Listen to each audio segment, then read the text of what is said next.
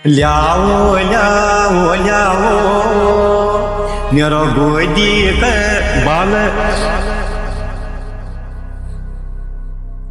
हमारा गढ़वाल, हमारा कुमाऊं सब एक ही हैं, हम एक ही मित्र हैं, आपस में हम भाई हैं। मंच पर आया कलाकार, वो भी लोक गायिका हो गई, वो भी लोक गायिका होगी। और जो असली लोक गायक थे उनकी आत्मा को तो ठेस क्यों पहुंचा रहे हम, जब तक हमको लोकगीत की परिभाषा का पता नहीं है। एक तरफ से अगर मैं एक गीत गाता हूँ, नैनताल की मधुली हिट मेरा दखड़ा, और एक तरफ से अगर मैं गीत गाता हूँ, धार में को मेट काफला तो पाकले कप, चैतो को महना गोचे कफुआ तो बस ले कप। अब कितना फर्क है। मशाण, एक मशाण ऐसा होता है शिशु को कोख में ही उजाड़ देता, खत्म कर देता उसको। आपने जगरियों के दासों के मुंह से सुना होगा, दुधाधारी न्यायकारी कृष्ण अवतारी, और वास्तव में गोयल देवता हमारे कृष्ण के ही अवतार। गोयल जी के बारे में जो भी सुना है वो सारा का सारा सत्य है। जब हमारे घर के अंदर आगे देवी देवताओं को अवतरित करवा के जा रहे हैं, उस समय इनसे हम घृणा क्यों नहीं करते? जिस समय हमारे फसलों को काटकर हमारे घर में रहते हैं, उस समय हम इनसे घृणा नहीं करते। और जिस समय हमारे कपड़े सिल के हमारे घर में लेके जा रहे, जिनको औधी का इनाम दिया है, उस समय हम इनसे घृणा नहीं करते हैं। हमारे मकान को बनाकर जिंदगी भर के लिए हमें सर ढकने के लिए छत देकर जा रहे हैं, उस समय हम इनसे घृणा नहीं करते हैं। तो आखिर ये खाते समय क्यों?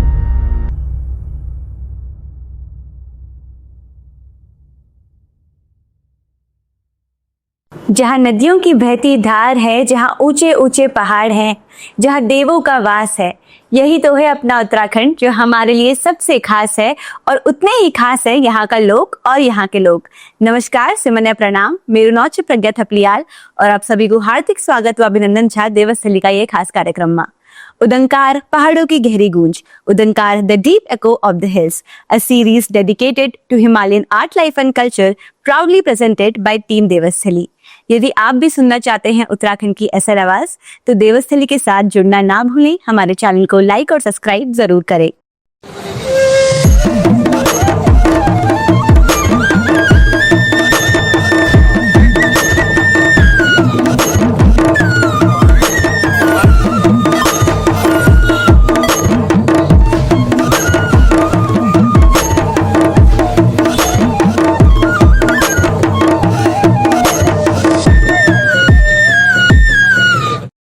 आज हमारे साथ है देवभूमि उत्तराखंड की एक ऐसी आवाज जो गांव के चौक से लेके और साहित्य के मंच तक और सामाजिक पहलुओं से लेके लोक संगीत के स्वर तक जिन्होंने एक अलौकिक यात्रा तय की है।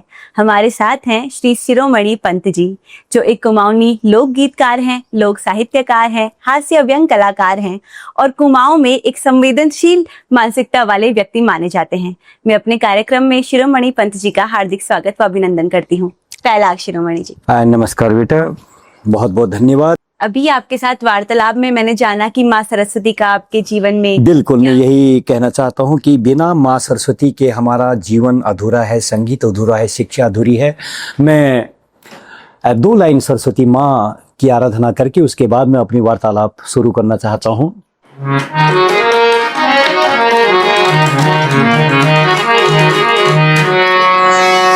सबसे पहले गणपति मैंने लिया तुम्हारा नाम, हे ज्ञान की देवी सरस्वती, तुके कोटि कोटि प्रणाम, तुके कोटि कोटि प्रणाम, तके कोटि कोटि प्रणाम। इसके बाद मैं अपनी शुरुआत करता हूँ। वाह, बहुत ही सुंदर। अब मैं आशा करती हूँ माँ सरस्वती हमारे इस कार्यक्रम में विद्यमान रहे, बिल्कुल, और हमारी वार्ता का हिस्सा बने। बिल्कुल। तो पंत जी, आप जिस क्षेत्र से आते हैं उसके नाम में ही कई बार हम बोलते समय रंग का उपयोग करते हैं, रंगीलो कुमाऊं छबीलो गढ़वाल। रंगीलो कुमाऊं छबीलो गढ़वाल। तो आपकी जो कुमाऊं की सांस्कृतिक संपदा है, उसका असल रूप क्या है? उसका असल रूप मैं एक ही 2 टूक शब्दों में उसकी बात करूंगा। अतीत के जनमानस के द्वारा दिया गया एक विशाल दरख्त हमारी संस्कृति, हमारी लोक संस्कृति, जिसकी डालें और जिसकी टहनियां कभी झुक नहीं सकती हैं। विशाल काय सांस्कृतिक समुद्र के रूप में हम इसको जान सकते हैं। और दुनिया के किसी भी प्रांत की संस्कृति की किताब को अगर उठाएंगे तो सर्वोपरि हमारी ही संस्कृति है जी। और यही बचपन से लेकर आज तक इसी के बारे में मैंने काफ़ी कोशिश की। पढ़ा लिखा तो ज़्यादा हो नहीं, बस इसी पर मैंने रात दिन मेहनत की। और कई बार ऐसा भी हुआ कि कई मेरे अपनों ने कहा ये तो हुड़किया बन गया है, ये तो ये बन गया है, ये तो ये हुड़का बजाने लग गया, हारमोनियम बजाने लग गया है। लेकिन धीरे धीरे धीरे धीरे धीरे करके मैंने वो संघर्ष किया कि शायद वो मेरी आत्मा को ही पता है। जी। और जब आज मैं स्कूलों में जाता हूँ, अपनी बाल जनरेशन को अपनी संस्कृति के मूल जड़ों से रूबरू करवाता हूँ, तो शायद मुझे कभी कभी अपनी लोक विधाओं को, जो हमारे पूर्वज, जो हमारे अतीत के जनमानस हमको देकर गए, मेरी आंखों में कभी कभी हकीकत में बच्चों के सामने आंसू निकल जाते हैं। ये लोक विधा है क्या? यदि मैं और क्षेत्रों से कुमाऊं को भिन्न करना चाहूँ, हाँ। तो किस सांस्कृतिक स्तर पे मैं उसे कर सकती हूँ? लोक विधा, पहली बात तो यह है कि मैं आज तो एक शब्द कहना चाहता हूं। मैं यहाँ पर अभी आपको कोई और लहजे से संबोधन नहीं करूंगा, मैं बेटी ही करके बात करूंगा। तो इसमें बेटा क्या है, सबसे पहले लोक की परिभाषा को समझना, उसके बाद लोक गीत क्या है, और उसके बाद लोक गायक क्या है। आज की इस युवा पीढ़ी के जिस दिन दिमाग में ये तीनों बातें उनके जेहन में घुस जाएंगी, तो शायद आज का गायक कलाकार एक ऐसे गीतों को लिखना शुरू करेगा जिसमें हमारी प्राकृतिक सौंदर्य और हमारे देवी देवताओं का सौंदर्य, उनकी वीर गाथा, उनकी जीवन गाथा, ये पूरे समाज के लिए संदेश जाने वाली रचनाएं होंगी जी। तो जिस हिसाब से आज के गीत है, बार बार मैं कई जगह पर मंच पर भी मैं कई बार भड़क भी जाता हूँ। अनाउंसर आते हैं और गले बिल्कुल अपना टाई फाई पहन के, कल के दिन अगर हमारी बेटी बहन अगर गुनगुनाती है अपने आंगन में बाथरूम, अगर उसको मंच मिल जाता है तो हमारे अनाउंसर महोदय, अब मैं आपके सामने फलानी फलानी श्रीमती लोक गायिका को बुला रहा हूँ। कोई अगर बालक आता हमारा, अब मैं आपके सामने लोक गायक को बुलाना चाहता हूँ, वो कृपया जल्दी मंच पर आने की कृपा करें। उस समय मुझे बहुत दुख होता है कि लोक की परिभाषा जाने बगैर, लोक गीतों की परिभाषा जाने बगैर, क्या थे हमारे लोकगीत? क्या है लोक की परिभाषा? लोकगीत, लोकगीतकार की परिभाषा? लोकगीत देश काल समाज में, गांव में, घर में जब कोई अप्रिय, कोई प्रिय घटना घटित होती है, तब वहां से जन समुदाय के बीच से लोकगीतों की उत्पत्ति होती है। लोकगीत हमारे उत्तराखंड के जनमानस के जीवन चित्रों की रेखाएं हैं और हमारे लोक साहित्य का दर्पण भी है। ये असली परिभाषा तो इसकी बहुत लंबी है। चलो बाकी नहीं, मैं एक शब्द और भी कहना चाहता हूं, एक लाइन में इसमें और जोड़ना चाहता हूं। जैसे सूर्य को कोई और लौ दिखाने की जरूरत नहीं पड़ती, जलते हुए दीपक को अगर माचिस की तिल्ली से लौ दिखाएंगी, क्या फर्क पड़ेगा उसको? किसी फूल को, खिलते हुए फूल को और श्रृंगार करने की जरूरत नहीं पड़ती। उसी से तात्पर्य हमारे लोक गीतों का, हमारी न्योली, छपेली, चाचरी, हुड़किया बॉल, गुड़ैल, भगनौल, धौसल, बैर, ऋतुरेण, बारामासी, सजवाली, सांच का गीत, भिटौली गीत, लोरी गीत, रमौल, बफौल, जागर, लोक कथा, लोक गाथा, द्वंद्व कथा, अपार समुद्र, अपार सागर है हमारे पास। लेकिन आज पाश्चात्य संस्कृति के, पश्चिमी देशों की संस्कृति के तेज प्रभाव ही नहीं करना चाहिए, कुप्रभाव में हमारे अतीत के जनमानस की जोड़ी हुई संस्कृति आज ऐसे हमारे बह चुकी है कि जैसे मुट्ठी से रेत फिसलता है, धीरे धीरे करके हमसे ओझल होते भी जा रहे हैं। मैं मात्र एक गीत, हाँ, लोकगीत, हाँ, मंच पर आया कलाकार, वो भी लोक गायिका हो गई, वो भी लोक गायिका होगी। और जो असली लोक गायक थे, उनकी आत्मा को तो ठेस क्यों पहुंचा रहे हम, जब तक हमको लोकगीत की परिभाषा का पता नहीं है। न्योली क्या है, न्योली की उत्पत्ति कहां से हुई? न्योली एक गायन पद्धति ही है या इसका कुछ और भी नाम है? हुड़किया बॉल की उत्पत्ति कैसे हुई? लोरी गीत की उत्पत्ति कहां से हुई? जब भगवान श्री कृष्ण का जन्म हुआ मथुरा में, तो माता यशोदा, जब उनको उनके पिताजी ने नंद गांव छोड़ा तो वहां से माँ यशोदा उनको सुलाने के लिए, थपथपाने के लिए, क्योंकि वो तो जगत के वो थे, निराकार थे, वो तो समय से भी बढ़कर सब कुछ, इस तीनों लोक के मालिक वो थे। लेकिन आए तो हमारे जैसा रूप धारण करके मनुष्य के रूप में आए, तब वो चकंदरी करते थे, जिद करते थे, तब वहां से लोरी गीत की उत्पत्ति हुई। भिटौली गीत है, चैत का महीना अब तो निकल चुका है, हम एक अपनी बेटी, अपनी बहन को डोली में विदा करते हैं, तो चैत के महीने में जैसे कांफल के दाने हरे हरे रंग के होते हैं, बुरास के फूल थोड़ा थोड़ा एक अपनी खूबसूरती, अपनी श्रृंगार, अपनी जवानी की ओर जैसे बढ़ते हैं, तो उस समय बहन अपनी भाई की राह को तकने लग जाती है। मेरा भैया तू कहाँ है, क्या बचपन के झगड़े को भूल गया? अच्छा, तभी अपनी बहन के लिए तो भिटौली लेकर नहीं आ रहा है, समझ गई मैं। तो हर विधा की जानकारी होनी चाहिए। सबसे पहले आज के जो हमारे मंच पर संचालक महोदय हैं या जो एंकरिंग करते हैं, पहले उन्हें लोकगीत की परिभाषा का ज्ञान होना बहुत जरूरी है। अगर आप दो वाक्य में अगर आप इस बात को समेटना चाहें तो आप क्या कहेंगे? लोकगीत की, लोकगीतकार की परिभाषा क्या समझना चाहिए? जो एंकर होते हैं या जो संचालक होते हैं, क्या समझ उन्हें अपने दिमाग में बिठानी चाहिए? उन्हें यह बिठाना चाहिए कि लोक गायक जिसे पुष्ट पुष्टानु से आदिकाल से उनके पूर्वज, उनके पूर्वजों के उनके पूर्वज, उनके पूर्वजों के उनके पूर्वज, वो उनके जो गले का कंठ वो स्थानांतरित होते रहा है, हस्तांतरित होते रहा है। वो पहले उनके बूबू के अंदर था, फिर उनके पापा के अंदर आए, फिर उनके बच्चों के अंदर आए, बच्चों की शादी भी, फिर उनका बच्चा हुआ। वो असली लोक गायक उसे कहते हैं। और लोकगीत और वर्तमान गीत की हम जहां तक बात करते हैं तो धरती और आसमान का फर्क है। एक तरफ से अगर मैं एक गीत गाता हूं, नैनताल की मधुली हिट मेरा दखड़ा, और एक तरफ से अगर मैं गीत गाता हूं, धार में को मेट काफला तो पाकले कब, चैतो को महना गोचे कफुआ तो बासले कब। अब कितना फर्क है, आप भी एहसास कर रही होंगी जी।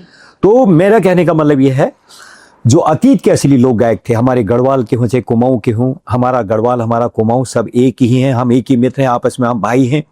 तो अतीत के जनमानस हैं, उनको याद कीजिए, परम आदरणीय स्वर्गीय श्री चंद्र सिंह राही जी।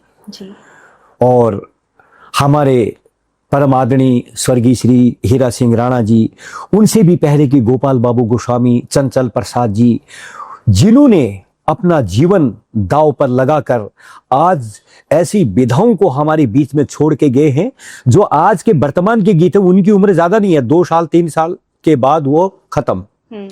फॉर एग्जाम्पल, उदाहरण के लिए देखो, इसी को देखिए आप, बेड़ूपा को 12 मासा है, कैले बजा मुरली है, अंग्रेज तक। आज ऑस्ट्रेलिया के हमने वीडियो देखा था, ऑस्ट्रेलिया की लड़कियां हमारा घाघरा पिछौड़ा पहनकर, हमारा गुलोबंद, हमारी नथुली को पहनकर वहां की अंग्रेजन लड़कियां डांस कर रही हैं।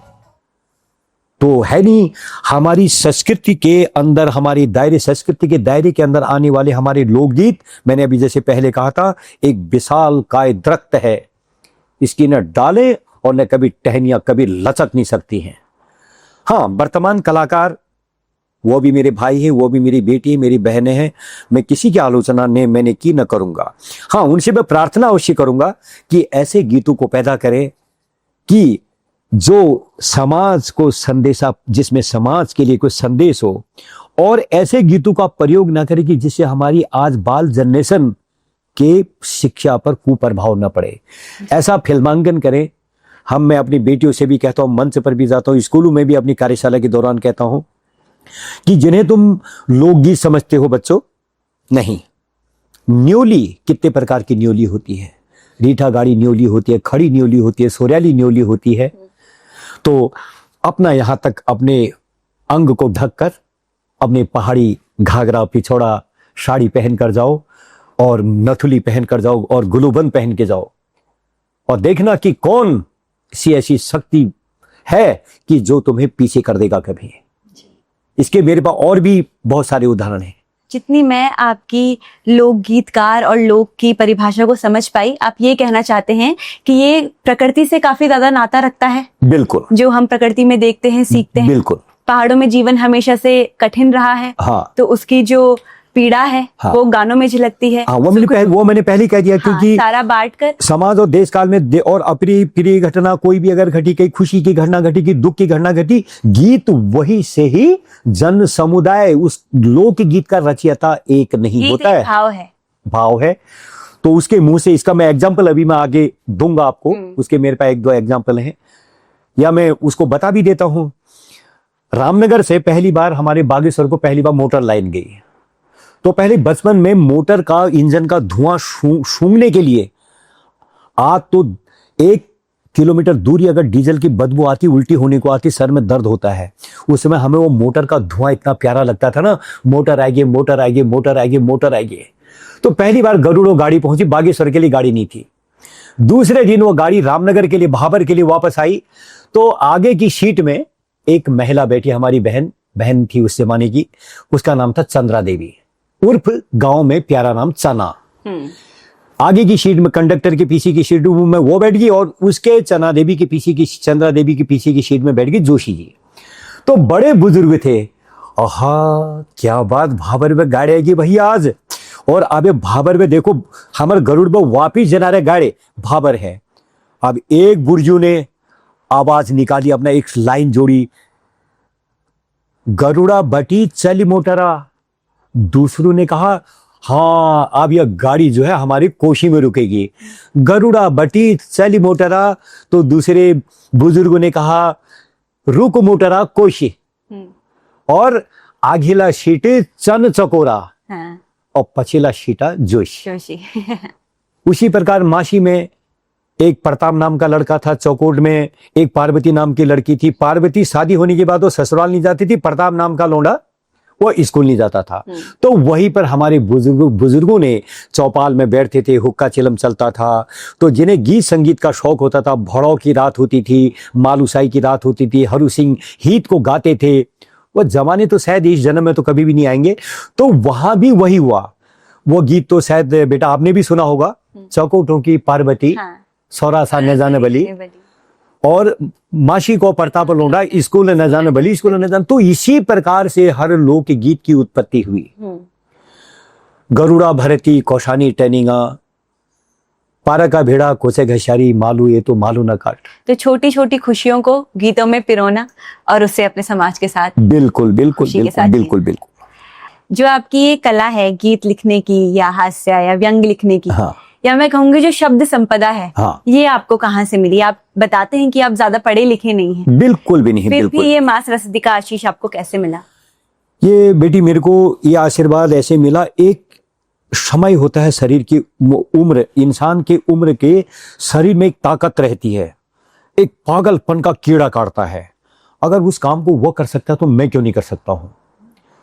हाँ, हेमंत बिष्टी जी थे, सिरदान पर थे। हेमंत बिष्टी जी देहरादून भी आते रहते हैं यहाँ पर ये जन्माष्टमी के प्रोग्राम में।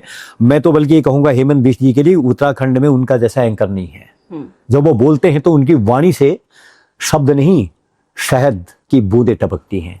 तो वो भी खुरापाती इतने थे, और अभी जीआईसी नैनीताल से रिटायरमेंट हो गए हैं। अरे भद्रों जी भाई चलो यार, नहीं महोदय आप तो वहां बड़े बड़े कवि हैं, मैं तो अभिषेक आपने, अरे नहीं भद्रों जी भाई नहीं, हिम्मत रखो, अरे आज गलत होगा, कल गलत होगा, परसों गलत होगा, कब तक गलत होगा, ऐसे करके मेरे हाथ पकड़ के कवि सम्मेलन में लेके जाते थे।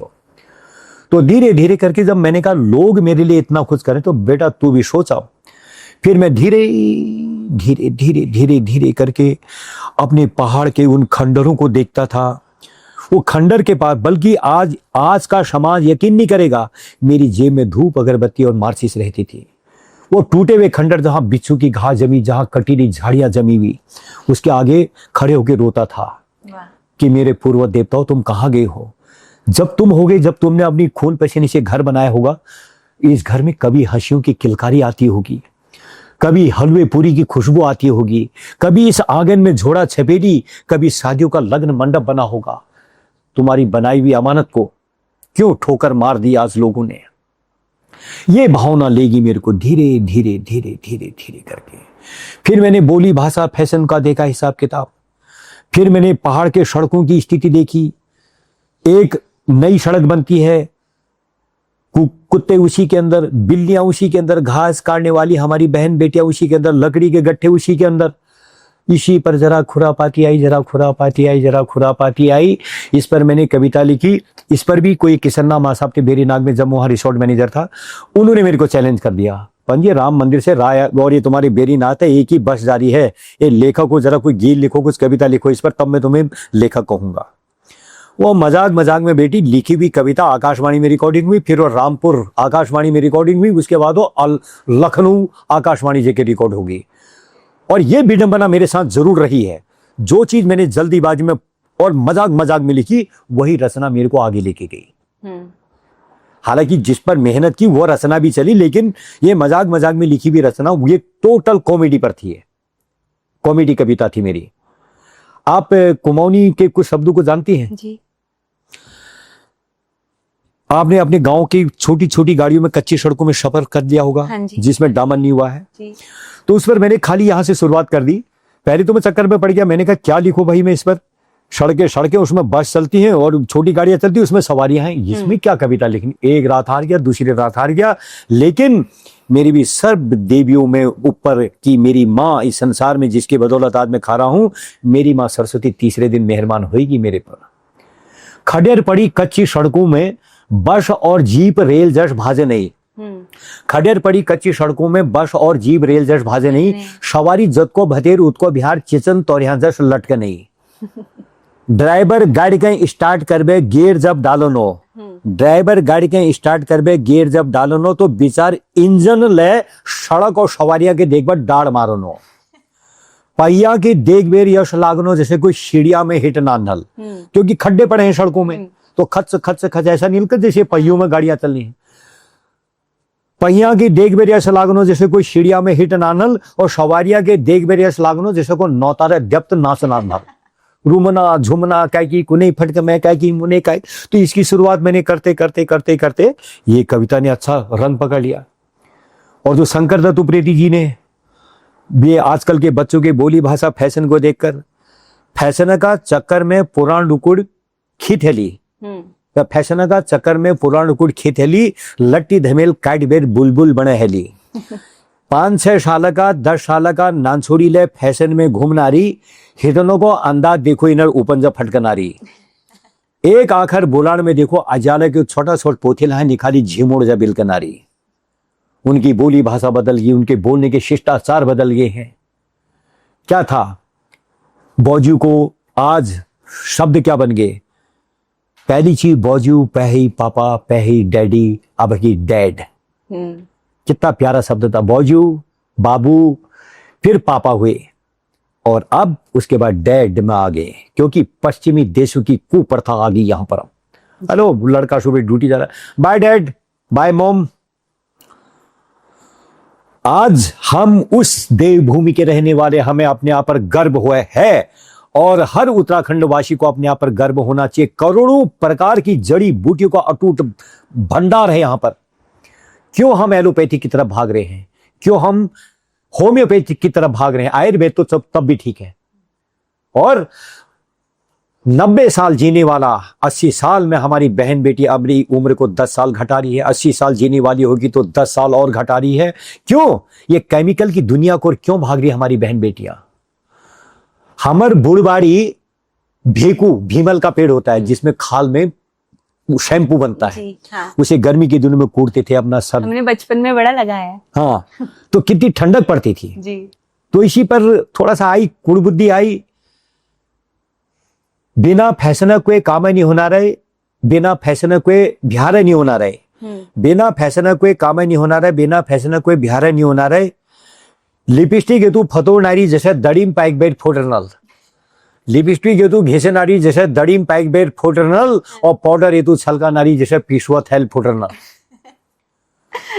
तो जिसको ये शौक के आज अपना शौक समझ रहे हैं, धीरे धीरे देखो खान पान सब डुप्लीकेट में आ गया है। यहां तक कि क्या कहते हैं उसको, वो ग्लोबल वार्मिंग चरमरा गया है। वैसे ही पर्यावरण की दुर्गति कर दी। जो हिमालय आदिकाल अनादिकाल युग युगांतर से हमारी रक्षा करते हुए आ रहा था, जब आज वही हिमालय अपनी रक्षा की भीख मांगने लग गया, तो क्या हमारी उम्र क्या है। ये जो व्यंग आपने लिखे हैं, हाँ। ये ज्यादातर स्त्रियों के ऊपर ही है या पुरुषों के ऊपर भी कुछ व्यंग लिखे हैं? पुरुषों के ऊपर भी हैं। वो बताइए। इनके ऊपर मैंने लिखा, बिल्कुल बिटिया तुमने बहुत अच्छी बात की। एक बार हाँ, रिसोर्ट की मालिक जो बेरी नाग की बात थी, जहां मैंने गाड़ियों वाली कविता लिखी, मधुर छापड़ा जी उनकी मिसेज हमारी मालकिन कहने लगी, अच्छा पंथ जी ये तो बड़ा सौतेला व्यवहार है, लड़कियों के बारे में तो ऐसा लिख दिया, लड़कों के बारे में क्या लिखा तुमने। तो उनकी ये आज के छोटे छोटे हमारे पोथिल पातिल, मेरे लिए तो ये भी पोथिली हैं, बच्चे हैं छोटे छोटे, इनकी करतूत मैंने कहा देखी डीजे ऑर्केस्ट्रा की चबूतरे पर जी। और जिनको अपनी संस्कृति के नाम पर 100 का पता नहीं है, गीतों के नाम पर गौ का पता नहीं है, न्योली के नाम पर 9 का पता नहीं है, हुड़किया बॉल के नाम पर हो का पता नहीं है, और चल दिए जी हमारे छोटे मोटे चुरकुट मुरकुट, कोई 8वीं क्लास में है, कोई 9वीं क्लास में है, भोजपुरी गीतों में चटका लगाने के लिए, पंजाबी भांगड़े में चटका लगाने के लिए, और अपनी संस्कृति के नाम पर जीरो। तो वहां इनकी मैंने जो करतूत देखी, आपू हबर लंबी सिगरेट स्विनर मुख पर, आपू हबर लंबी सिगरेट स्विनर मुख पर, मोबाइल का गीत आरू कर लगे बेर कानू पर, आपू हबर लंबी सिगरेट स्विनर मुख पर, मोबाइल का गीत आरू कर लगे बेर कानू पर, भी पर नजर नीचू इनर ठाठे टीपी रही, बेटा ध्यान से देखो इनर निखाली गोणी बानर जस गोई रही। जैसे अभी हमने लोक गीतों के बारे में बात करी, मैं उत्तराखंड के गढ़वाल क्षेत्र से आती हूँ और बाजूबंद, थड़िया, चौफला तो मेरे जीवन के हिस्से रहे हैं। कुछ कुमाऊनी विधाएं भी हैं जिनके बारे में मैंने सुना है, जैसे झोड़ा, छाछड़ी, इन सब के बारे में सुना है। और आपने भी करीब बहुत सारे प्यारे प्यारे नाम लिए, उन्हीं में से आपने न्योली का जिक्र किया, तो मैं चाहूंगी आप थोड़ा उसके बारे में बताएं, कितने प्रकार की होती है, और अगर 2 लाइन आप उस गीत के सुनाएं। बिल्कुल बिल्कुल। न्योली का क्या है बेटा, एक मादा पक्षी का नाम होता है गायन पद्धति से पहले, जो इस जंगल से उस जंगल, उस जंगल से उस जंगल में अपने प्रियतम की याद में सुबह से शाम तक झूरती रहती है। इसकी आवाज हमारी उत्तराखंड की बहन और बेटियों की हृदयांचल में समावेश कर गई। तो जहां उस धार पर अगर हमारी कोई बेटी घास काट रही होती थी और इस धार में कोई बेटी घास काट रही होती थी, या बहू, बेटी, बहन जो भी है, तो उनके अंदर से न्योली की आवाज ने एक ऐसा विरह पैदा किया कि वहां से न्योली नाम की विधा का जन्म हुआ। होने को तो बेटी न्योली ही अगर मैं गाने पर हूं, झोड़ा, छबेरी, छाछरी की अगर बात है तो मेरे लिए तो 2 दिन भी कम पड़ेंगे। मैं इसका एग्जाम्पल देता हूं कि न्योली शुरुआत कहां से हुई न्योली की।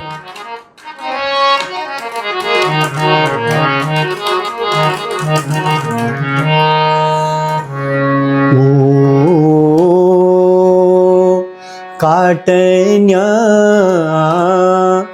काटन्या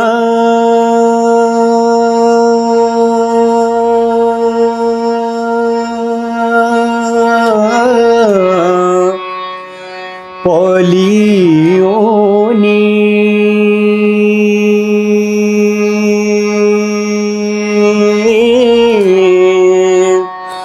सोमा शिका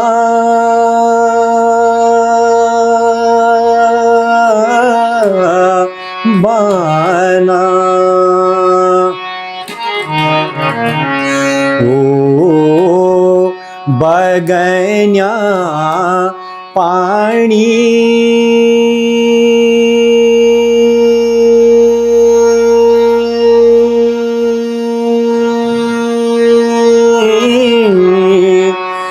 थामी जा छो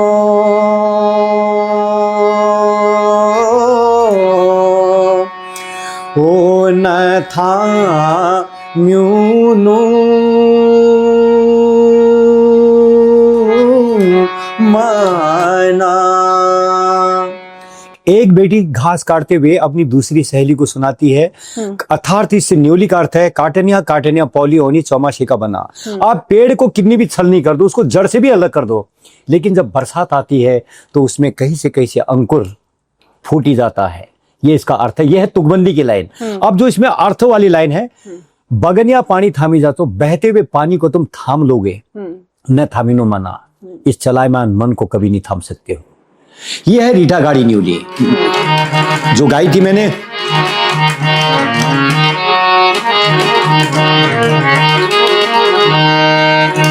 ओ हापू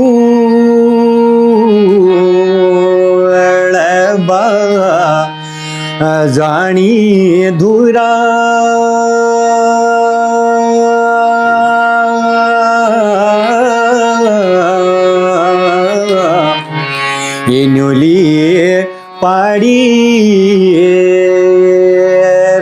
बारफा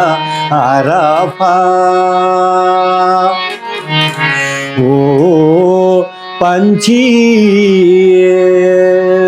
होनी आउड़ी होनी मेरी शुआ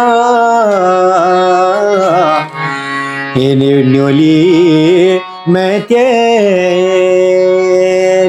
ताराफा।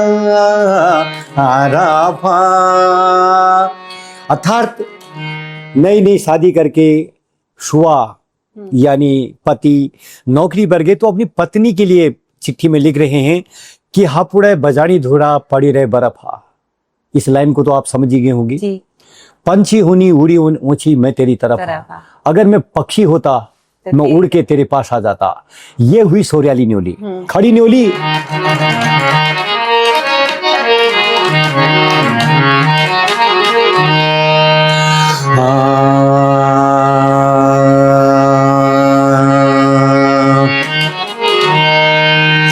ये पाख की अन्यारे शुआली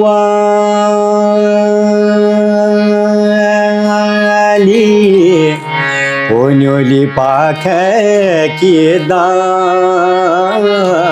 न्यारा ओ भूली झोलो दांत पाटी शुआ ओली ना भूलुआ द्वारा। ये हुई खड़ी न्योली। अर्थात इसका अर्थ है पाखे की दनियारा, पाखे की दनियारा। हमारे पत्थरों वाले मकान होते हैं जो आगे की लाइन होती है एक छीत में बिल्कुल जो मीटर से नाप तोल में होती है दनियार कहते हैं। ये तो तुकबंदी की लाइन होगी। और भूली जो दांत पाटी, मैं दांत पाटी तेरी भूल जाऊंगा लेकिन जो तेरी चेहरा तेरी जो सूरत है उसको कभी नहीं भूलूंगा। ये इसका अर्थ होता है। वाह। वैसे अपार सागर है झोड़ी चांचरी हुड़किया बोल हड़ो लोरी गीत। जी। तो जैसे आपने बताया कि न्योली एक पक्षी का नाम है जी। और जब वो बाजती है, जब वो बोलती है जी। तो जो वनों में स्त्रियां होती हैं उन्हें याद आती है अपने मायके की, जी, उससे जी। वो अपनी आवाज मानती हैं। हाँ। ऐसा ही कुछ गढ़वाल में भी होता है। घुघुती नाम के एक पक्षी होता है। हाँ हाँ हाँ। और उसके लिए हमारे पहाड़ में गीत है। हाँ। घुघुती घुरौण लगे म्यारा मैत की। क्या बात क्या बात क्या बात क्या बात क्या बात। अब आपने मेरे को छेड़ी दिया है। घुघुती घुराण लगे म्यारा मैत की घुघुती घुराण लगे म्यारा मैत की ऋतु बोणी बोणी एगे म्यारा मैत की आजी म्यारा मैत की। तो यही सार है इनका, प्रकृति और मनुष्य का रिश्ता। बिल्कुल बिल्कुल। पहाड़ों में संवाद जितना भी दूर हो, जीवन जितना भी कठिन हो, फिर भी प्यार और संवाद रुक नहीं सकता। और ये जिस दिन खत्म हो जाएगा उस दिन मैं समझता हूँ कि संगीत का अस्तित्व कहूँ या किसी भी मुल्क किसी भी प्रांत की संस्कृति का मैं अस्तित्व की अगर बात करूँ उस दिन खत्म भी हो जाएगा सब। बिल्कुल। जो संस्कृति है या आपकी जो सांस्कृतिक संपदा है या पैतृक संपदा है, वो काफी बड़ी जिम्मेदारी के साथ भी आती है। जब आप किसी भी मंच पर जाओ जी, चाहे वो एक लोक मंच हो या वो राष्ट्रीय या अंतर्राष्ट्रीय मंच हो, एक कलाकार के कंधों पर काफी भारी जिम्मेदारी हो। बिल्कुल आती है। आपने उस जिम्मेदारी को कैसे देखा, किस हद तक निभाया, और आपको क्या लगता है कि आने वाले कलाकार उस जिम्मेदारी को किस तरीके से निभा रहे? बेटी मैंने देखो हर कलाकार का अपना अपना एक देखने का नजरिया होता है, सोचने का एक अलग अलग तरीका होता है जी। कलाकार की कंधों पर वो जिम्मेदारी होती है, लेकिन और जितना बढ़िया आपने शायद ये प्रश्न मेरे से पूछा, शायद ही आज तक किसी ने इतना बढ़िया क्वेश्चन नहीं पूछा होगा। जिम्मेदारी, जब कलाकार मंच में जाने से पहले गीत को लिखने की तैयारी करता है, वो मैं किस पर लिख रहा हूं, इससे मेरी बाल जनरेशन को, इससे मेरी माताएं, मेरी बहनें, मेरी बेटियां, मेरे पिता तुल्य बुजुर्ग के अंतर मन तक इसका क्या संदेश जाता है, क्या संदेश नहीं जाता है, या इसका कहीं पर मैं जिस शब्द को लिख रहा हूं इसका कोई कहीं से कहते कोई कुप्रभाव तो नहीं पड़ता है। मैं अगर अपनी जेब की जरूरतों को पूरा करने के लिए जा रहा हूं, तब मैं कुछ भी गा के, कुछ भी फोड़ता भरे गीतों को गा के आ सकता हूं। इसका सही मायने में यही इसका सही उत्तर है कि जो भी कलाकार मंच पर जाते हैं वो तमाम आगे से बैठे हुए हमारी बहन बेटियों को, हमारी बाल जनरेशन, हमारे नाती नातनियां, उनके शिक्षा पर कोई कुप्रभाव ना पड़े। ये कलाकार की मेन जिम्मेदारी है कि हाँ, कलाकार माइक छोड़ के अगर मन स्टेज से अगर नीचे को आ गया ना, उसके लिए होगा कि हाँ, once more, once more, once more, एक बार श्रीमती वो आ जाए। अब ठीक है, आजकल के जो चटक भटक वाले गाने हैं उनकी उम्र तो ज्यादा नहीं, किसी की 5 महीने, किसी के 3 महीने, किसी की 6 महीने, कुछ भी अगर ज्यादा से ज्यादा अगर होगा 1.5 साल से इनकी उम्र ज्यादा होती नहीं है। बिल्कुल। आप एक कवि हैं, हाँ हास्य व्यंग्यकार हैं जी।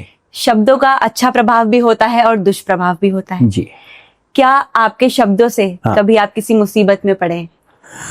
मुझे आज तक जहां तक भी मैं गया हुआ हूं, यहां तक कि कुमाऊं के कई प्रधानाचार्य महोदय लोगों ने बोला कि पंत जी, जो आपकी शैली है बच्चों को सिखाने की, एक अकड़ेल से अकड़ेल बच्चे को भी आप अपने मन के अंदर कैसे खींच लेते हैं। और वास्तव में शिरोमणि पंत जी गायक बहुत हैं, लेखक बहुत हैं, एक एज ए प्रशिक्षक, एज ए ट्रेनर के रूप में शायद ही कोई कुमाऊं में ऐसा कलाकार नहीं होगा। ये कई प्रधानाचार्यों ने अपने मुखार बिंदु से मुझे खुद कहा, और ये भी कहा कि आपकी फाइल, जिनके लिए आप काम करते हो, जिनके लिए आप वोट देते हो, उनको आपकी फाइल शिक्षा विभाग तक जानी चाहिए कि ऐसे कलाकार को पूरे कुमाऊं के अंदर एक खुली छूट मिल जाए कि जो आने वाली बाल जनरेशन को अपनी संस्कृति, अपनी लोक संस्कृति, अपने लोक गीतों की मूल जड़ों तक ले जाने वाला बंदा हो। तो आप कहना चाहते हैं कि आपके शब्दों का हमेशा अच्छा प्रभाव ही रहा है? बिल्कुल। मैं आज तक सरस्वती माँ की कृपा रही, किसी ने भी नहीं। कार्यक्रम मेरे, जहां तक मैंने महिला संगीत में भी प्रोग्राम किया, मैंने भजनों का भी, भजन संध्या का भी आयोजन करता हूं, और झोड़े छपेली न्योली, ये तो खैर वो तो है ही है, वो तो कूट कूट के भरा हुआ है ही है। तो स्कूलों में गया, चाहे मेरे मंच पर है, मेरे शब्दों का आज तक कहीं से किसी पर कोई कुप्रभाव नहीं पड़ा, क्योंकि मैंने प्रयास ही नहीं किया जी। और इसका एक ज्वलंत सी उदाहरण दिया मेरे को। कई आज के कलाकारों ने कहा, अरे अंकल छोड़े यार, पुरानी चीजों को उखाड़ के बाहर फेंको, बस जब देखो कुछ चटक भटक डीजे वाला लिखो। मैंने कहा ठीक है, फिर भैया मेरे माता पिता भी बुढ़े हो गए, उनका भी हाथ पकड़ के उठा के बाहर फेंक देता हूं। यही तुम कहना चाहते हो? नहीं। यदि हम अपने आप को ये कहने के लायक हम तभी होंगे, हम सच्चे उत्तराखंडवासी तभी होंगे, हमें अतीत के जनमानस की, जो हमें विराट सांस्कृतिक धरोहर सौंप के गए हैं, हम उनके बताए हुए रास्ते पर हम चलेंगे, तभी हम सच्चे उत्तराखंडवासी होंगे जी। आज भोजपुर में देखो, पंजाब के लोकगीतों को देखो, दुनिया के कई ऐसे प्रांत हैं, नेपाल के देखो, अपनी बोली भाषा में बातचीत करना, और उनके छोटे छोटे गांव, छोटे छोटे प्रांत, और अपनी संस्कृति, अपनी लोक संस्कृति पर वो लोग आज भी अडिग हैं। और हमारी वहां की कहानी वही हुआ। जैसे अगर मैं इस बात पर अभी आता हूं कि कुमाऊं और गढ़वाल की अगर बात आती है, कई लोगों ने इसको एक ऐसा मुद्दा बनाया, ना ना ना ना, कुमाऊं वालों ने कहा ना ना ना, गढ़वाल गढ़वाली, और गढ़वाल वालों ने कहा कुमाऊं कुमाऊनी। मैं उन मित्रों से, उन अपने भाइयों से पूछना चाहता हूं कि गढ़वाल और कुमाऊं में फर्क क्या है बेटा? त्योहार हम सेम एक बनाते हैं जी। संगीत हमारा एक है, बिल्कुल। बार त्योहार हमारे सब एक हैं, तो क्यों गढ़वाल और कुमाऊं? क्या चीज ऐसी खोट इसमें, क्या इसमें मतलब ऐसी विडंबना है? इसकी एक कमी है, शुरू से लेकर आज तक अगर जो बड़े बड़े नुमाइंदे हैं मंच पर, जो गीत और लोकगीतों के संरक्षण की बातें करते हैं, सिर्फ वो माइक तक सीमित रह गए हैं। वो लोग अगर चाहते, कुमाऊं के लोग ना केवल गीत संगीत, बल्कि बार त्योहार में, छोटे मोटे त्योहारों में, एज ए बाखली, हमारी बाखली और हमारी बाखली, गढ़वाल और कुमाऊं हमारा ऐसा परिवार है जी। हम तुम्हारे घर आते, तुम हमारे घर आते, इससे हमारी संस्कृति और भी, हमारी संस्कृति की, हमारे लोकगीतों की अखंडता और संप्रभुता अजर अमर रहती। क्या लगता है आपको, क्या कारण है इस विभाजन का जो गढ़वाली और कुमाऊनी लोगों के अंदर इस हद तक बस गया है कि आज भी मैं कभी अगर सोशल मीडिया देखती हूँ तो कई इस तरीके के वीडियो सामने आते हैं जिसमें गढ़वाली, कुमाऊनी और जौनसारी और इस तरीके की विभिन्न बातें हो जाती हैं। एक तो संगीत से जुड़े हुए लोग हैं, चाहे वो लेखक हैं चाहे वो गायक हैं, उनकी संकीर्ण भावनाएं, उनके संकीर्ण विचार, और ऊपर से जो राजनीति में जिन्होंने कदम रखा, जो बड़े बड़े हमारे ये खाकी नहीं वो सॉरी खद्दरपोश हमारे जो लोग हैं, ये तो बात की बात है। अगर वो जहां पर संस्कृत और लोक गीतों के संरक्षण संवर्धन की बातें कर रहे हैं, उनसे इतना नहीं हो पा रहा है। संस्कृत विभाग में सालों से लोगों कलाकारों का डंप पड़ा है पैसा जी।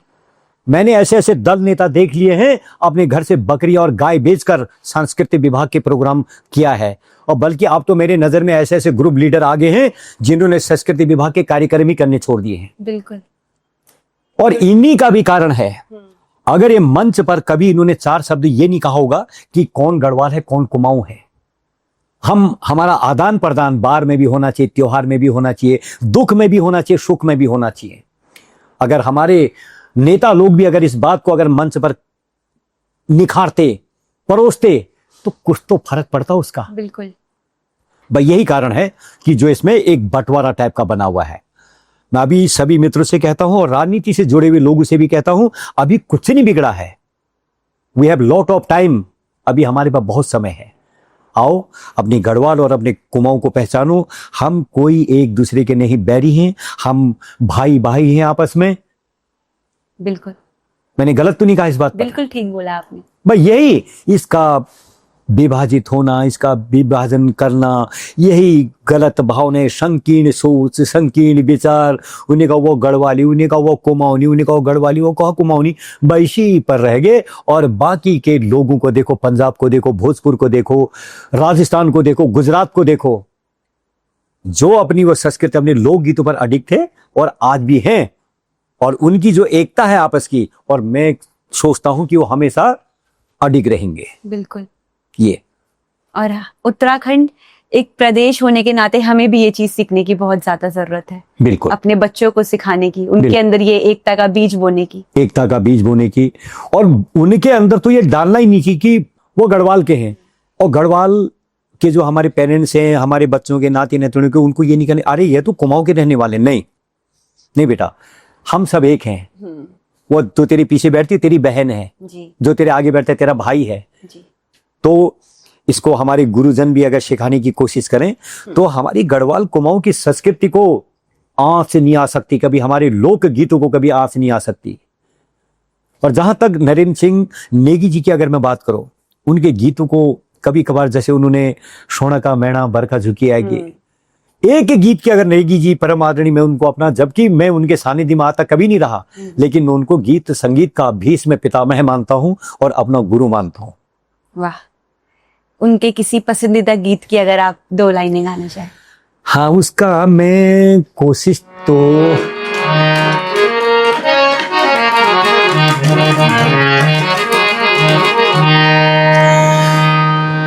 अब गाना तो मैं उनके बहुत सारे गीतों को चाहता था, लेकिन वही रहा, माहौल मेरे को कुमाऊं के स्कूल मिले, कुमाऊं के मंच मिले। लेकिन अब मैं वायदा करता हूँ 1 साल के अंदर मैं टोटल अपनी गढ़वाली गाने लिखने शुरू करूंगा, मंच पर गाने गायकी शुरू कर दूंगा अपनी। हे नारिंगे की दानी है ओ, नारिंगे की दानी हो,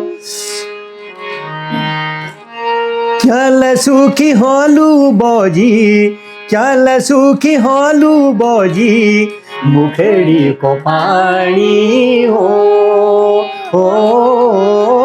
मुखेड़ी को पानी हो, खोली का गणेशा हो,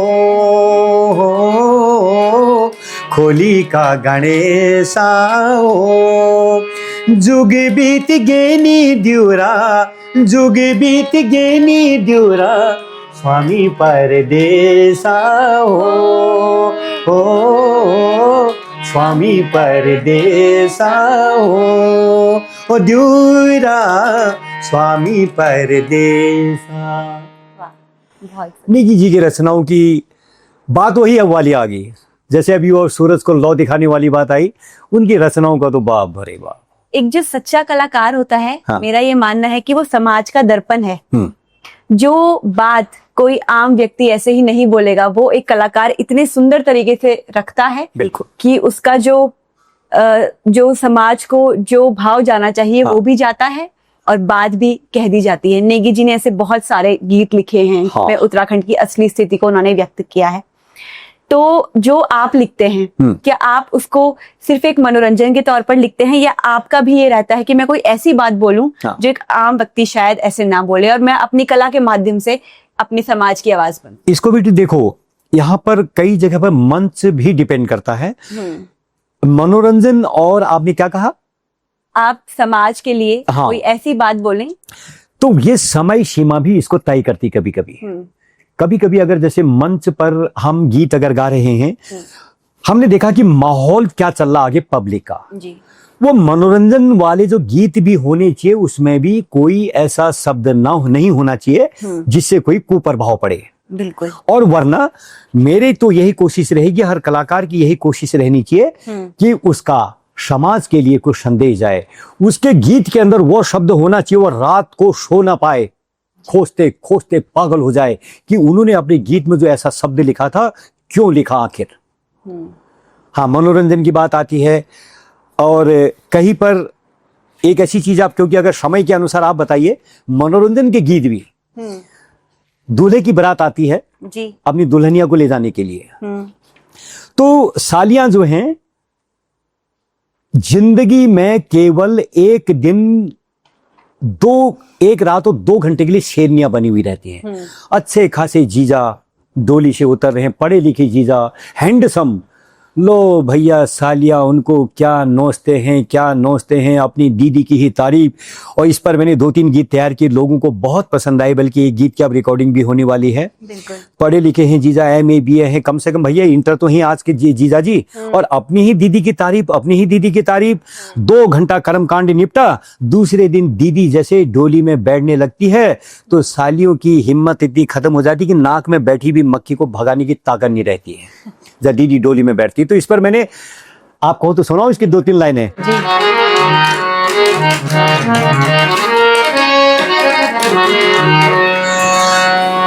अब रिबन काटना है, उधर जूता भी छुपाना, उसे पैसे भी कमाने हैं। भैया जूते के पैसे देते हो तो दो, नहीं तो कर दे फिर। दीदी अंदर से खिड़की से अकेले बैठी हुई 2-3 सहेली के अंदर की, हम मेरी सहेलियां क्या क्या कर रही हैं, जूता छुपाया नहीं छुपाया जीजा जी का।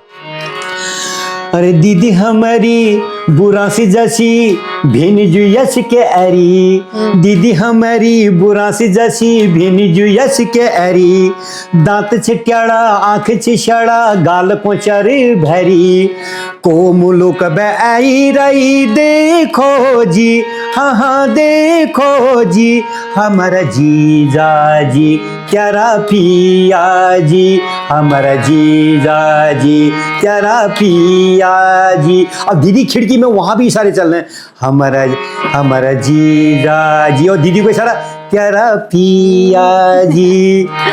घोड़ी में सवारी लीबे रे बजाते ढोल दमुआ बाज गाज लीबे रे हैगी, हमारा जीजा जी क्यारा पिया जी, हमारा जीजा जी क्यारा पिया जी।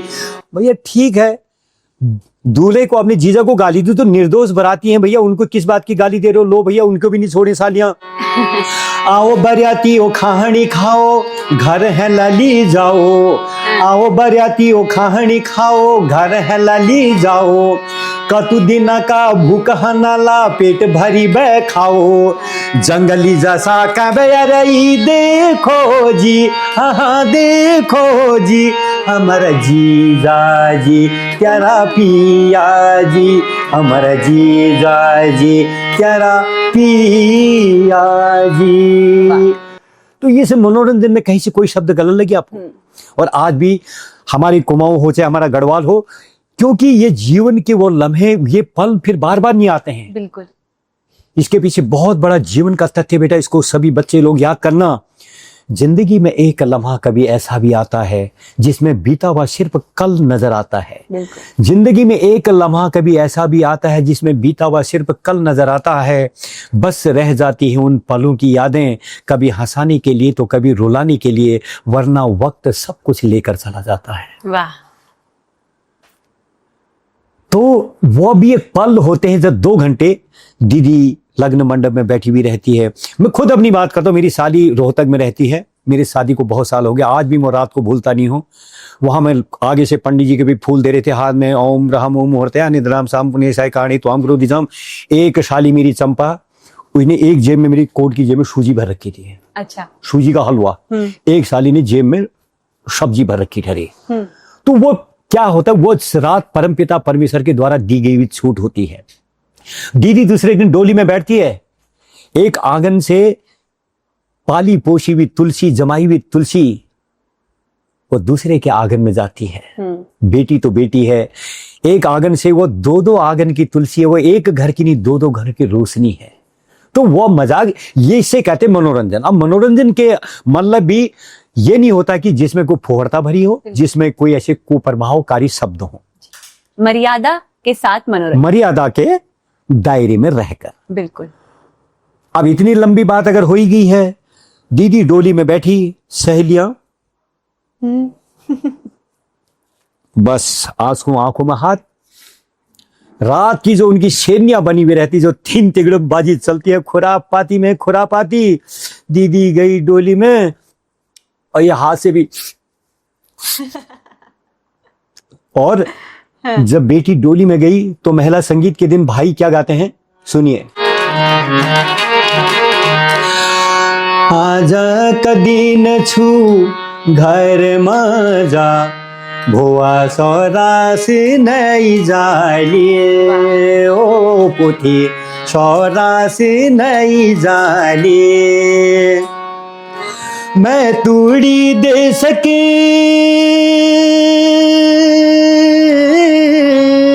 मैं तूड़ी दे सके, छोड़ी पिया संग में लाडूली जाने छो, पिया का देश है लाडूली जाने छो, पिया का देश है।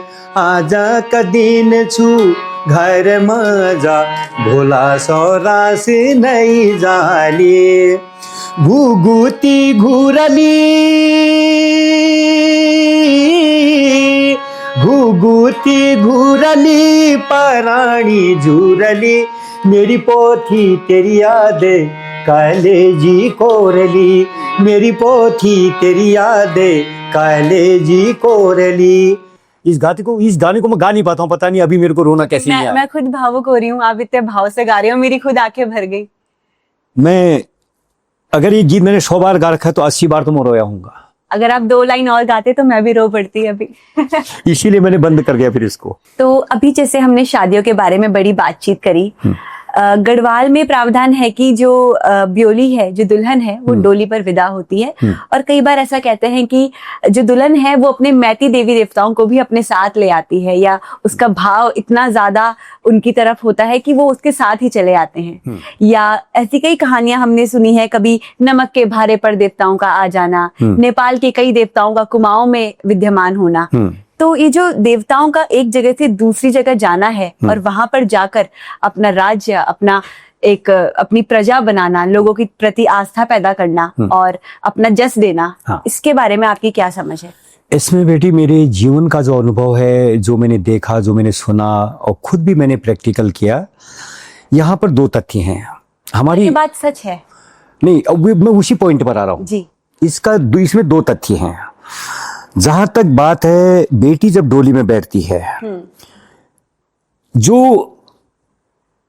ये 100 में से 100% बात सत्य है। बिटिया जो डोली में बैठती है, उसके साथ मायके के गाड़ गधेरे का कभी न कभी कोई हमारी पहाड़ की ऐसी बेटी नहीं होगी जिसका कहीं गाड़ गधेरे से पैर नहीं फिसला होगा, या कभी किसी के पूजा सामग्री पर, वो मशान भूतों की पूजा में किसी का पैर नहीं पड़ा होगा। तो वो तो कन्फर्म है, वो चाहे भूत देवता हो चाहे मशान देवता हो, वो तो डोली के साथ तो जाते ही जाते हैं। वो थोड़ी सी दिक्कत होती है। उसमें कहीं पर मर्द मशान होते हैं, कहीं पर स्त्री मशान होते हैं।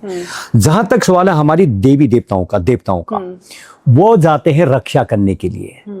उदाहरण के लिए मेरी बेटी है, चाहे आप हो, डोली में बैठोगी, कभी मम्मी पापा के द्वारा कॉल करार किया गया, भगवान मैं चल के बहुत तकलीफ है गे, यो क्या सही नहीं होना रे, और यो कशी ठीक है भगवानो, मैं चेली के ठीक कर दियो, मैं चल के ठीक कर दियो, मैं तुम्हारे मंदिर में पाठ करूँ लिया, मैं बाकर चढ़ू लिया, घंटी चढ़ू, वो कॉल करार अगर अधूरी रह जाती है तब देवता लड़की के ससुराल में जाता है। ठीक हो गया। अब उसमें भी क्या है, दो कारण हैं। अब उसके बाद जैसे बिटिया वहां पर गई और वो आने वाले समय में उसकी बच्चे हो गए, बच्चे बड़े हो गए, तो अब जब उसकी जब तबीयत खराब होनी शुरू होती है तो उसका ये तीसरा तथ्य है, वो जो है लड़की के मायके के देवता, तो उस अपनी भांजी अपने भांजू जो कहनी तू तो मेरा अब तेरा मम आएगी, अब भड़जुक शरीर में अवतार ली है। चाहे वो तुम्हारे घर के जैसे ग्वेल देवता है, मेरे घर के कलबिष्टा, वैसे हमारी तो ग्वेल देवता ही हैं। जिसके घर का जो भी कुल देवता है वो अपनी बेटी के साथ अपनी बेटी के ससुराल तक वो जाते हैं। नया अवतार होता है, एक रात जागर लगती, दूसरी रात जागर लगती, तीसरी रात जागर लगती, कोई तो 3 दिन में नाम बता देते, कोई 5 दिन में नाम देते हैं। किसी का अगर ग्रह नक्षत्र इतने कमजोर होते हैं वो कम से कम 10-10 दिन, 12-12 दिन, 18-18 दिन लगा देते हैं। तो उस दौरान क्या होता है, फिर घर वाले भी परेशान हो जाते हैं, जो जागर ये भगवान इतने दिन हो गए, इतना खर्चा हो गया, ये देवता परमेश्वरा मालिका सांझ भाग बोल जिया, मुखक बयान खोल जिया, जतर घो उतर पस्तौ निधन देव दरबार में आवे नरबुधे निकरण परमेश्वर मालिका, ये शौकार लाचार छु, नर बंदर पशु पकाण पानी में कचार छु, अपन नाम के चले जे धन धन कौनतर बदी गो चौनी झाड़ क्यार खरम रोल परमेश्वर मालिका।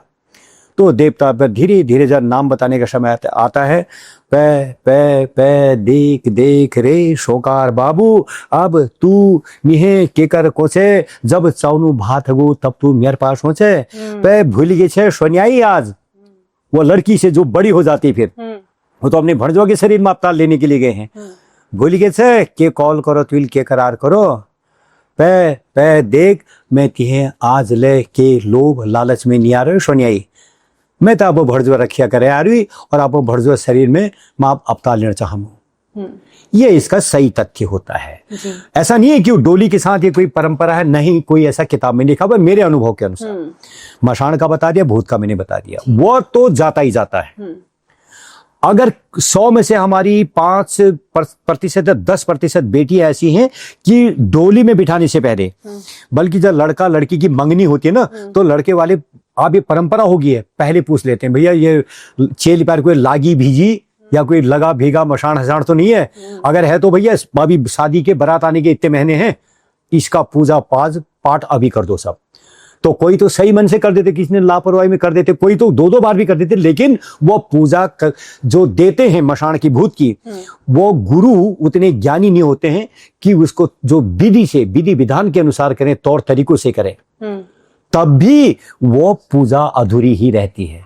आखिरकार फिर दुल्हन को ही ससुराल जाके उसके सास, उसके ससुर, उसके पतिदेव को ही ये काम करना पड़ता है, वो पूजा फिर लानी पड़ती है लड़के को अपने ससुराल। बदला दोनों तरफ बराबर होता है जी। भैया दूल्हे राजा को भैया अपनी पत्नी चाहिए, वो 10 किलोमीटर क्या, 50 किलोमीटर 100 किलोमीटर भी अगर घर है उसकी पत्नी का, वो जाएगा वहां पूजा पाठ लेकर। ऐसा हुआ है, मैंने देखा है, खुद मेरी घरवाली पर जातुरी बुबू लगे हुए थे, पूज के परेशान हो गए, हे भगवान, लेकिन जातुरी बुबू के बराबर वो थे, बड़े भूटिया जनजाति के थे, तो अपने ढेपरों अपने बकरियों को लेकर भाबर जाते थे। तो हमारे भिक्या सैनिक पास नौरड़ के घाट में उनकी मृत्यु हो गई। धीरे धीरे धीरे धीरे धीरे धीरे करके उन्होंने बहन और बेटियों को शुरू कर दिया, मतलब आज वो देवता के रूप में प्रकट है हमारे वहां, और लोग उनके मंदिर में भेंट चढ़ाते हैं, और बल्कि किसी के शरीर में अवतार भी हो गए हैं। वो मेरी सास, मेरी घरवाली के चाची के शरीर में अवतार है उनका। तो हर भूत, हर प्रेत, हर मशान, हर खबीस ऐसा नहीं होता है। ऐसी ही एक कहानी हमारे टिहरी में है। हाँ हम उन्हें कहते हैं धन सिंह रथी देवता। हाँ और वो भी ध्यानियों के ढड़ोई बोलते हैं, मतलब बेटियों के साथ तो हमेशा विद्यमान रहते हैं, बड़े बिल्कुल पश्चातारी बिल्कुल कितना है। बिल्कुल बिल्कुल तो ये कहानी सुन के मुझे एकदम उनकी याद आई। बिल्कुल बिल्कुल। और जो मनुष्य और भगवान का संवाद है पहाड़ों में, हाँ। बड़ा भावात्मक रहा है। हाँ। कुछ भी दुख तकलीफ के टाइम अपने देवता को पुकारना, उनसे बातचीत करना, उनसे पूछना। तो कुछ तामसिक प्रवृत्ति के भी देवता होते हैं, कुछ सात्विक भी होते हैं। और तो इनमें क्या विभाजन है, किस तरीके की पूजा, या अगर हम मसान पूज रहे हैं तो किस तरीके से उसकी पूजा होती है? इसमें बेटा देखो, चाहे भूत है, भूत तो एक सबसे छोटा नाम है। भूतात्मा की दूसरी कहानी वो जागर शैली में अभी मैं अगर जो आपका क्वेश्चन रहेगा तब मैं आपको बताऊंगा। मशान, एक मशान ऐसा होता है, लड़की जब ससुराल में जाती है उसके बाद वो गर्भाधान को प्रवेश करती है, गर्भाधान होता है, गर्भवती होती है, तो वो शिशु को कोख में ही उजाड़ देता, खत्म कर देता उसको। वो होता है बिगड़ा हुआ मशान। उसको साधने के लिए गुरु, वैसे ही गुरु चाहिए उसको। और एक होता है सुधरा हुआ मशान, वो नुकसान नहीं करता, वो करता मेरी टाइम पर पूजा दे दो, तुम अपने घर में अपने घर। और उसकी पूजा अगर टाइम पर नहीं दी, वो जो कोख उजाड़ के रख देता है। और मेरे अपने आंखों सामने देखा ऐसा, जब लोग होश में नहीं आए, जब एक बार कोख में शिशु खत्म हुआ, दूसरी बार हुआ, तीसरी बार हुआ, तब वो लोग होश में आए, तब पूरा परिवार इकट्ठा हुआ, तब की उन्होंने पूजा फिर मशान की। ये होता है। और अभी हम बात भी कर रहे थे गोलजू देवता की। हाँ। तो उनके साथ आपका कैसा रिश्ता है? न्याय के देवता के रूप में वो प्रचलित हैं कुमाऊं में। आपने जगरियों के दासों के मुंह से सुना होगा, दुधाधारी न्यायकारी कृष्ण अवतारी। और वास्तव में ग्वेल देवता हमारे कृष्ण के ही अवतार हैं। अच्छा। ये ग्रंथों में लिखा हुआ है, किताबों में लिखा हुआ पाया गया है। और इसके जो गांधर्व विद्या के जो गुरु हैं, इसमें मतलब कहीं से कहीं तक कोई असत्य है ही नहीं। ग्वेल जी के बारे में जो भी सुना है वो सारा का सारा सत्य है। वो केवल संसार समाज का भला करने के लिए आए। और जब ग्वेल जी की, अब इसकी कुछ अगर मैं कहानी अगर बताना चाहूंगा तो कितना समय का आपके तरफ से कोई पाबंदी तो नहीं होगी? कोई पाबंदी नहीं है, अपने हिसाब से होता है। जब वो हमारे जगरिए कहते हैं, पहली बुढ़ा हाल लाई तब बुढ़ा झाल लाई, तब नहीं, पहली बुढ़ा आंस राली तब बुढ़ा कांस राली, तब बुढ़ा हाल लाई तब बुढ़ा झाल लाई। झालू राय उनके पिताजी हो गए, हाल राय उनके बूबू हो गए, आंस राली कांस राली उनके बूबू के बूबू हो गए, और आंस राली उनके पिताजी हो गए आंस राली के। जी। तो ये कहानी हुई जब 7 रानियों के होने के बाद भी संतान के नाम पर उनके गर्भ से चूहा तक पैदा नहीं हुआ। 108 साल की उम्र हो गई थी राजा झालू राय की। तो यहाँ पर कहते हैं, ये तो खैर एक लबर वेद है, 4 वेद होते हमारे, ये लबर वेद के अनुसार कहा गया, लेकिन ऐसा नहीं, उम्र उनकी वास्तव में 108 साल हो गई थी। तो गांव के लोग उनको चिढ़ाने लगे थे, है ये बुढ़ा शुद्ध हो गया, इसको गांव से बाहर करो, 7 रानियां होने के बाद ये हमारा किस बात का राजा, ये है सो है। तब उन्होंने अपनी जन्म कुंडली पकड़ी, जन्म पत्री पकड़ी, ऋषिकेश आए, ऋषि मुनियों के पास में। हे ऋषि मुनियों, अब मैं जीना नहीं चाहता हूँ, मैं अपनी जिंदगी से तंग आ गया हूँ, गाँव में मेरे को अशुद्ध करके बोलने लग गए हैं, मेरा तुम मरने का जन्मदिन निकाल दो जरा। ऋषि मुनि ने जन्म कुंडली देखी, बोले हे राजा झालू राय, तुम मरने की बात करो, तुम्हारे ग्रह नक्षत्र में अभी 8वीं शादी का योग है। तब बूढ़े झालू राय बोले, हे ऋषियों, क्यों, क्या मजाक करने के लिए मैं ही बुढ़ा रह गया? मैं दुखी होकर तुम्हारे पास आया हूं। अरे तुम्हारी जन्म कुंडली बता रही है, अभी मैं शॉर्ट में जाता हूं। उन्हें क्या, जाओ फलानी बार को, मंगलवार को फलानी जगह है, ऋखेश्वर कोट के नौनी पाठ के, ऋखेश्वर कोट एक जगह है, नौनी के पाठ में जाना, सुबह को इतने बजकर इतने मिनट पर, या सूर्य की किरण निकलते ही तुम जाना वहां। तुमको वहां पर जो भी लड़की मिलेगी वही तुम्हारी 8वीं पत्नी होगी। तो क्या हुआ, राजा झालू राय तो यकीन नहीं कर रहे थे। उसी दिन उसी बार पर वो गए, तो वहां पर एक सुंदर सी कन्या स्नान कर रही थी। वो कन्या कौन थी? ऋखेश्वर कोट के राजा ऋखेश्वर की बेटी लली कालिंगा। अच्छा। एक कालिका मैया होती है, ये लली कालिंगा अलग है, ये राजा ऋखेश्वर की बेटी थी। तो वही उनकी 8वीं पत्नी बन गई। तब उसके बाद जब वो ढोल नगाड़े लेकर लली कालिंगा को ब्याह कर लेके गए, 7 सौतों पर सौतन जो थी उसकी, बैल जी के साथ कैजे मौसिया कहते हैं, आग लग गई उन पर। तो उसके बाद जागर में जब वो लाइनें आती हैं, जब जागर की शैली में,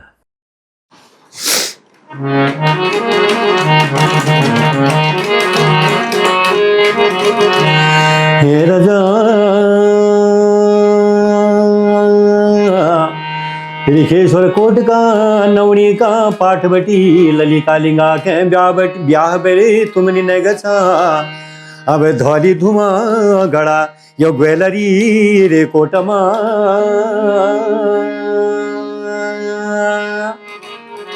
ये हरी एक मास लागो अब लगो दूसरो यो मासा हो, क्योंकि गर्भवती हो गई थी।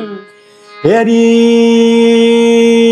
तीसरो यो मास लागो, चौथुआ यो मास, पांचुआ यो मास लागो, छठुआ यो मास।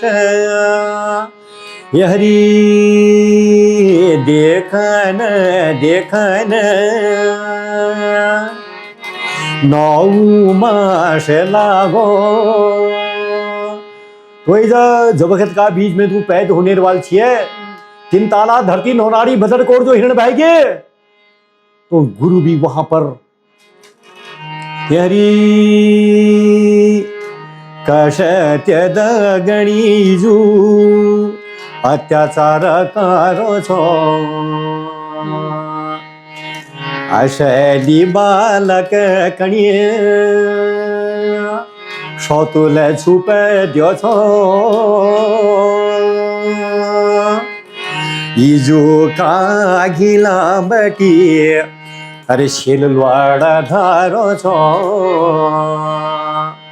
तब माता कालिंगा मणमण का नेत्र को छोड़ में ल्याओ ल्याओ ल्याओ मेरा गोदी का बाल।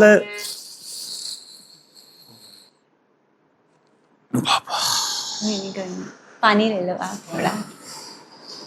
ये असली शब्दों का इस्तेमाल कर दिया ना मैंने। कोई नहीं। हरी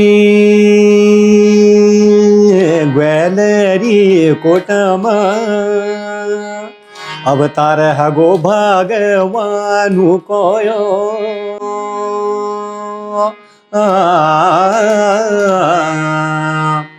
कोई जा के धन्ना के बनानु गमी के विधान के बनानु गमी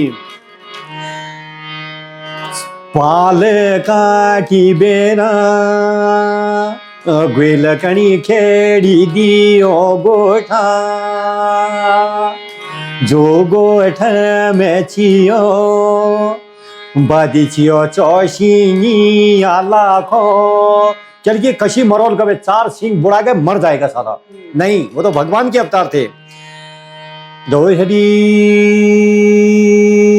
मारणयो अधूरे रगो अब सुनो कहानी, यो चौशिया लाखो ग्वेलजू को अब खुटे चाटन लगो। तो एजा सात मोशी को नारी तो चौसिंगी लाख ले बेकार पाओ मुली का बालक के मारोल कवे। तो आप दूसर कोशिश के नहीं मारकुल गाय से मारनी गाय हरी पकड़ो बालको गाई खूटा में जी डाली दियो तब तो कृष्ण अवतारी तुम बटिनी कलियो सृष्टि केल मारदी तो गाई तारी पछना का दी टांका बीच में ग्वेल झूले जो तन तन करे छी साथ के झूले तो गाय का थणु बटी दूध की जो धार पड़ी दैजा बाला गोरिया का रे मुखमा।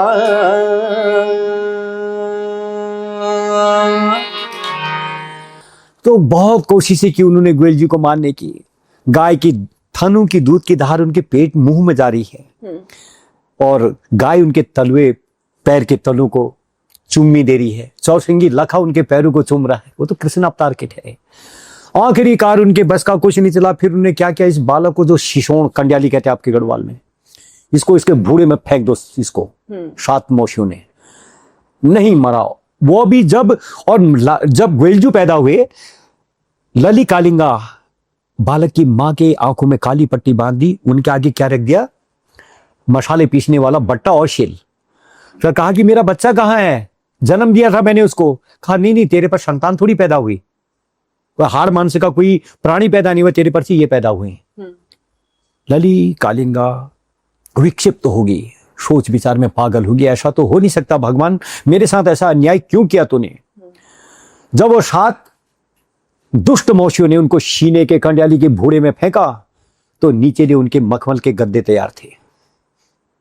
7 मौसियों से जब इतना भी पूरा नहीं हुआ, उन्होंने कहा अब कुछ नहीं होता है इसका, अब लाओ संदूक, संदूक में इस बालक को करो बंद, उसमें मारो 7 ताले और इसको फेंक दो काली नदी में।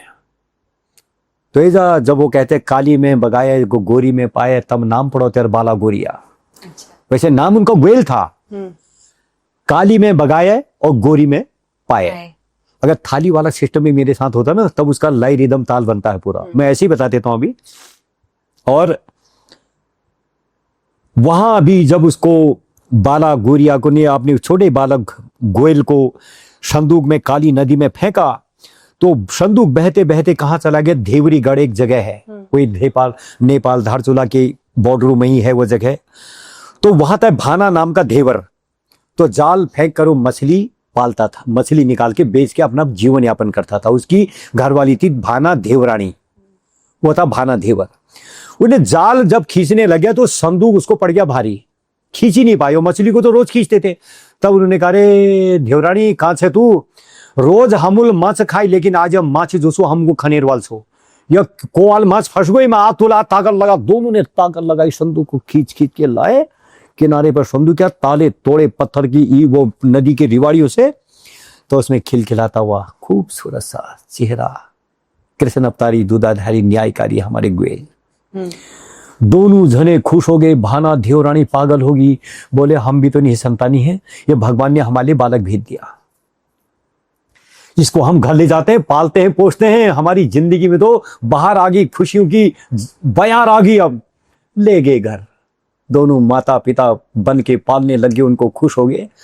ठीक 6 महीने के बाद, क्योंकि ग्वेलजू ऐसो आराम राजा बनने के लिए थोड़ी आए थे, वो तो दुखियों की पुकार को सुनने के लिए आए थे। ठीक 6 महीने में उनको जब आया ठीक ठाक होश, तब उन्होंने भाना धेवर से कहा, मेरे जन्म देने वाले पालने वाले माता पिता का पता नहीं, आप ही मेरे माता पिता, और आप मेरे लिए जिंदगी भर मेरे माता पिता रहेंगे। तुम पिताजी मेरे लिए काम कर दो, काठ का लकड़ी का घोड़ा बना दो एक। बोला, बेटा क्यों, तू घोड़े की बात क्यों कर रहा है। तब ग्वेलजू ने कहा, ना तुम पिताजी बना तो दो उसको। बस जैसे ग्वेलजू का वो लकड़ी के घोड़े पर पैर स्पर्श हुआ, उस घोड़े में हमारे जैसे प्राण आ गए। दोनों के पैर छुए, चरण छुए भाना धेवरानी के। तुमने मेरे मां की तरफ जन्म तो नहीं दिया है, पाला है, और तुमने मेरे को पोषा है। और पिताजी बस मैं कुछ जरूरी काम मेरी जिम्मेदारी में रह गए थे, मैं उनको पूरा करके मैं आपकी सेवा के लिए जरूर आऊंगा। जैसे मैंने बताया नहीं अभी कि जैसे घोड़े पर उनका पैर टच हुआ, लकड़ी के घोड़े पर, घोड़े में प्राण आ गए। ग्वेलजू जैसे घोड़े में बैठे, खटखट खटखट खटखट खटखट खटखट खटखट खटखट खटखट खटखट खटखट खटखट खटखट खटखट खटखट करके घोड़ी कहां पर रुकी, काठ की घोड़ी उनकी, जहां से 7 मौसियों ने वो संदूक में बहाया था उनको। तो नदी के इस छोर पर ग्वेलजू घोड़े का घोड़ा अटका, रुका। सामने उनकी 7 मौसियां एक तरफ कपड़ा धो रही थी, और यहां पर उनकी असली मां कपड़े धो रही थी, नहा रही थी, स्नान कर रही थी। उसके बाद जब ग्वेलजू ने कहा, भैया मैं आ रहा हूं इस तरफ, यहां पर मेरे ये घोड़े का पानी पीने का स्थान ये कोई ठीक है नहीं, और मैं इस छोर पर आ रहा हूं जहां पर तुम हो, तुम जरा यहां से हट जाओ, और एक ही जगह है मेरा घोड़ा जहां पर पानी पिएगा। कहीं पर तेज बहाव था, कहीं पर पानी पीने के लिए था नहीं। तब वो 7 मौसियां हंसने लग गई। यार पागल कहाँ से आ गया, पागल लड़का है, किसका लड़का है पता नहीं। दुनिया में लोग औलाद को जन्म देते हैं और पागल बना के छोड़ देते हैं उनको। अरे बेवकूफ लड़के, ये लकड़ी का घोड़ा भी कहीं पानी पीता है क्या? गोयल जी तो उसी जवाब के सवाल के लिए लकड़ी का घोड़ा बनाया था। तब अपनी 7 मौसियों से कहा, जब तुम्हारे वहां औरत के कोख में से, गर्भ में से शील और बट्टा पत्थर पैदा हो सकता है, क्या मेरा लकड़ी का घोड़ा पानी नहीं पी सकता है? तब उनका दिमाग एक का ठनका, दूसरे का ठनका, तीसरे का ठनका। 7 मौसियां एक दूसरे की तरफ इशारा, बहना ये क्या करिश्मा हो रहा है भैया, क्या करिश्मा हो रहा है? वो समझ गई।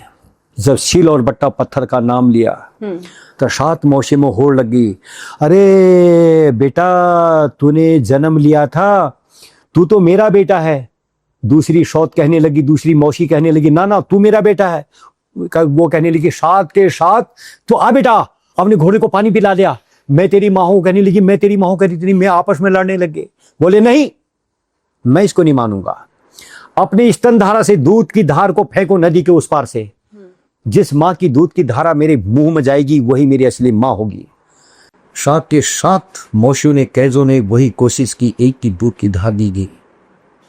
अब थोड़ा सा विक्षिप्त माँ, बेटा यहीं पर रुक, एक कोशिश मैं भी करती हूं। इसने भी जब स्तनधारा फेंकी नदी के उस छोर में, गोयल जी के मुंह में थी। उन्हें कहा, तुम हो मेरी असली माँ। 7 मौसियों को सबक सिखाने के लिए उन्होंने, बुरा झालनाई ने कहा कि ऐसी क्रूर शौतन को, तेरी माँ की शौतन, तेरी जो मौसियां लगती, तेरी जो कैजे लगती हैं, कर दे, इनको खत्म कर दे। कर नहीं पिताजी, मार के कोई सजा नहीं मिलती है, इनकी सजा इनको इतने से ही मिल गई। वो न्यायकारी के दूधा दादी। तो उसके बाद तो उसकी जो उनकी कहानी है गोयल जी की, वो तो 10 महाभारत के बराबर है। उसको पूरा करने वाला इस उत्तराखंड में कोई गुरु ही पैदा नहीं होगा। उसके बाद वो कहां कहां दुबा, वो घर में भी नहीं रहे। हाँ, घर में तब तक गए थे जब उनके चारों तरफ इस कहानी के इस किस्से चारों तरफ चर्चित होने लगे।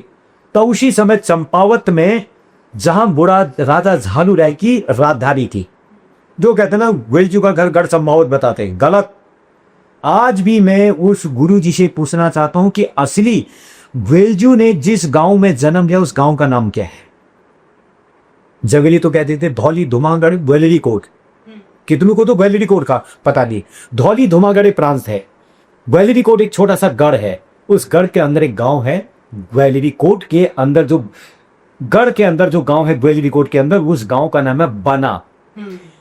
जिस गांव के नीचे से जौलजीबी नदी निकल के आती है, जहां पर उनका धारचूला में संगम होता है, काली और गोरी।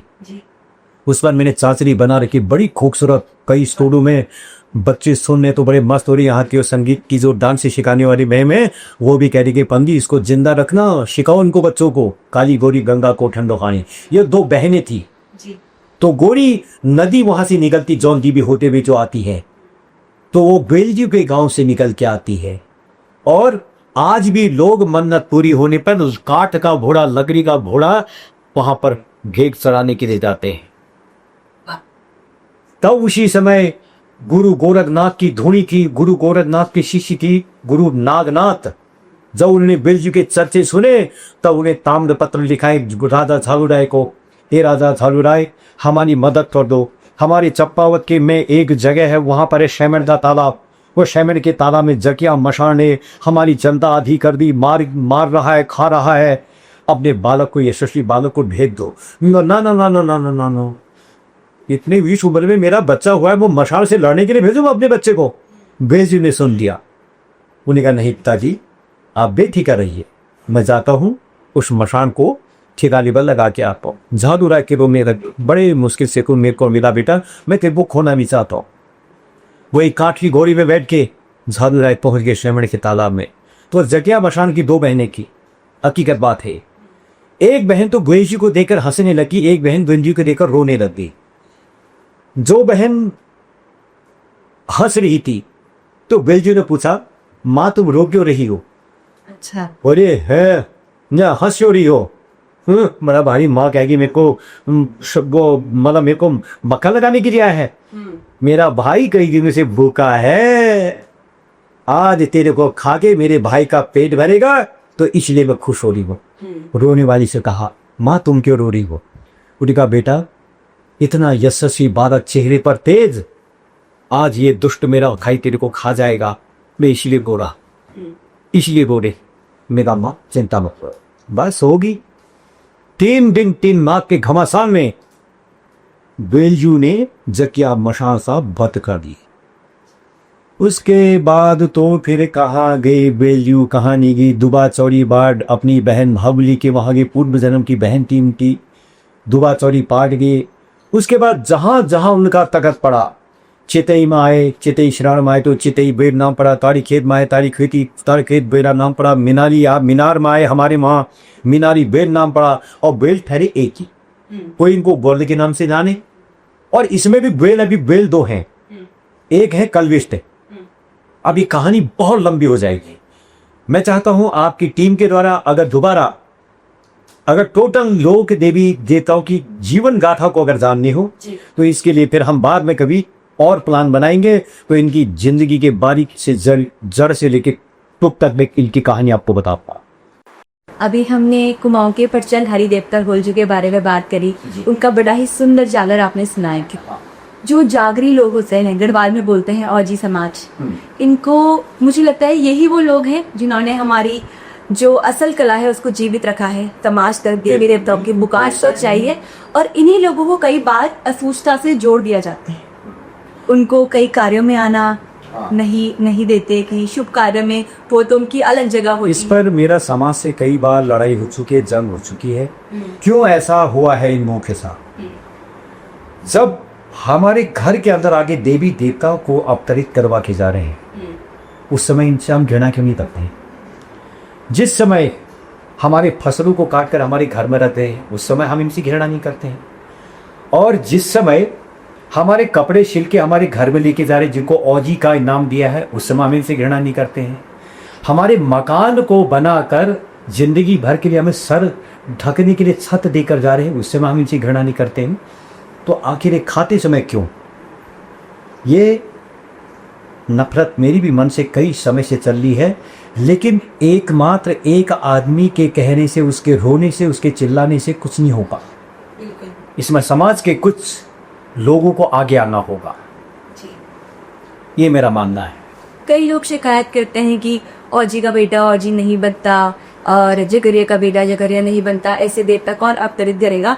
पर वही समाज ये भूल जाता कि हम ही वो लोग हैं जिन्होंने उनको इस समाज से भिन्न किया, उसके अंदर वो हीन भाव पैदा किया, जिससे उसका बेटा कभी भी इस तरीके से नहीं समाज के बीच आने चले। अब यहाँ तो बेटी देखो बात ये आती, फिर ये कहानी अगर आगे आएगी, इसका ज्वलंत से उदाहरण मैं आपको दूंगा। फिर ये कहानी आएगी बाबा डॉक्टर भीमराव अंबेडकर साहब पर। जब उन्होंने एक विद्यालय, प्राइमरी के विद्यालय में कैलाश काशीराम नाम के एक अध्यापक ने एक गरीब घर के बच्चे को, SC कास्ट का बच्चा था, उसको जब वो स्कूल में दाखिला तो हुआ, वो आ तो गया क्लास के अंदर, तो उसके पीठ पर उसने वो कोड़े मारे, वो कोड़े मारे। बोला तू स्कूल पढ़ेगा, निकल बाहर, मकान बनाने का काम सीख, हल चलाने का काम सीख, कुदाल से खोदने का काम सीख, तुम्हें पढ़ने का कोई अधिकार नहीं। तभी से डॉक्टर भीमराव अंबेडकर साहब ने कसम खाई कि अब जो है मुझे कुछ करना पड़ेगा। अगर डॉक्टर भीमराव अंबेडकर साहब इनके समाज में, इनके वर्ग में अगर एक फरिश्ते बन के नहीं आते तो शायद समाज इन्हें जीने का मौका नहीं देता। तब उसके बाद भारत का संविधान की पढ़ाई करने के लिए डॉक्टर भीमराव अंबेडकर साहब कहाँ पहुंचे? अमेरिका के कोलंबिया विश्वविद्यालय के। ये 7 जनों की टीम गई थी, शायद 1-2 लोग वही एक्सपायर भी हो गई थी। डॉक्टर भीमराव अंबेडकर साहब एक छोटी मोटी हस्ती नहीं थे, वो इस वर्ग के लिए एक मसीहा बनकर आए, फरिश्ता बनकर आए। हमारे परिवार में कुछ रीतियां हैं, कुछ कुरीतियां हैं, ऐसी कुछ बुरी, ऐसी कोई प्रथा जिसको आप बदलना चाहें? मैं इसको एक ही शब्द भी कहूँगा, मैं यहाँ तक कि अपने ही कुमाऊं और गढ़वाल की बात नहीं करूँगा। नेपाल भी हमारा मित्र है, जहाँ रोजी और बेटी का हमारा रिश्ता है। गढ़वाली और कुमाऊनी मिक्स करके तब नेपाल की भाषा बनी है। कितनी प्यारी उनकी भाषा लगती है। गुजरो उती बिलाई हाय पो गुजरो, वैसी गढ़वाली भाषा की टोन है। मैं ऐसे अपने कलाकार मित्रों से लेकर जो ये भेदभाव राग द्वेष जो रखने वाले हैं, इनको मैं 2 शब्द सुनाना चाहता हूं आखिरी में, शायद अगर वो समझ जाए मेरी भावनाओं को।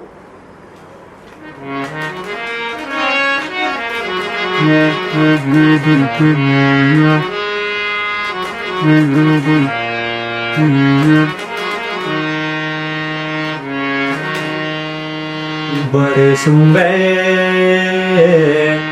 बड़ाई रे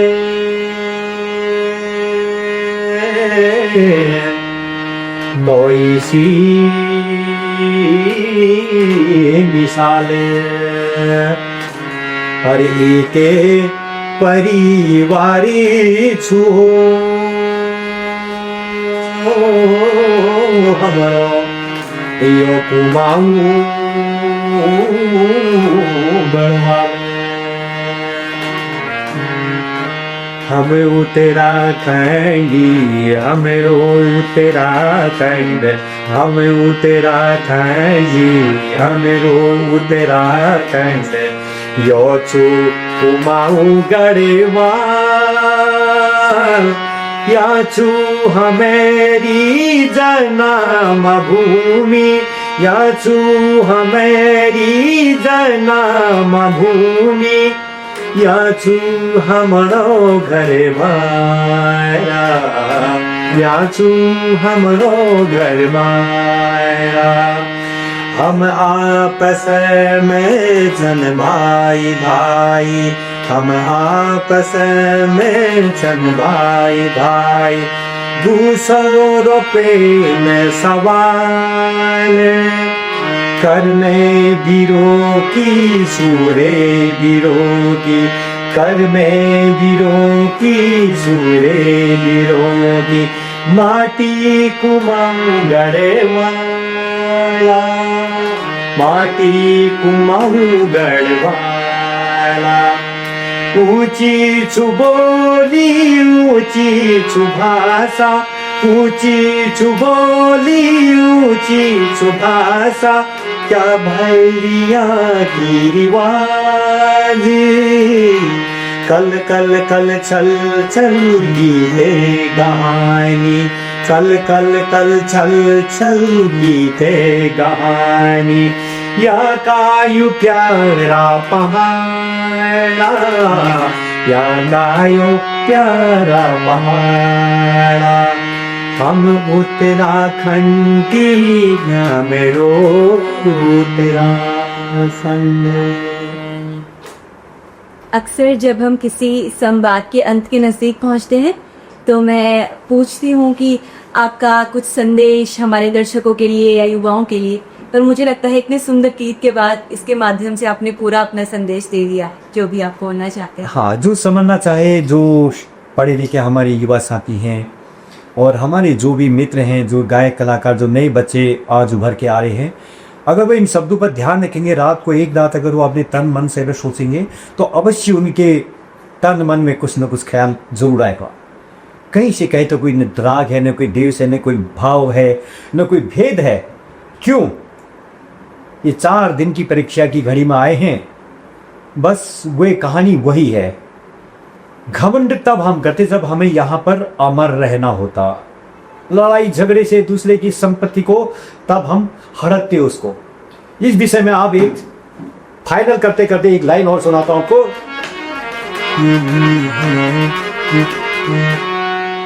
न तेरे घमंड से न मेरे घमंड से, न तेरी दादागिरी से न मेरी दादागिरी से,